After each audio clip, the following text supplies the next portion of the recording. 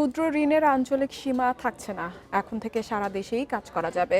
বিদ্যমান এমআরএ বিধিমালা 2010 সংশোধন করে এ সংক্রান্ত ধারাটি বিলুপ্ত করার উদ্যোগ নিয়েছে নিয়ন্ত্রক সংস্থা মাইক্রোক্রেডিট রেগুলেটরি অথরিটি। এতদিন এমআরএর সনদ থাকলেও দেশের বেশিরভাগ ক্ষুদ্র ঋণ প্রতিষ্ঠানকে নির্দিষ্ট আঞ্চলিক সীমার মধ্যে কাজ করতে হচ্ছিল। সংশোধন হলে ক্ষুদ্র ঋণ প্রতিষ্ঠানগুলো দেশের যে কোনো অঞ্চলে কার্যক্রম পরিচালনার সুযোগ পাবে।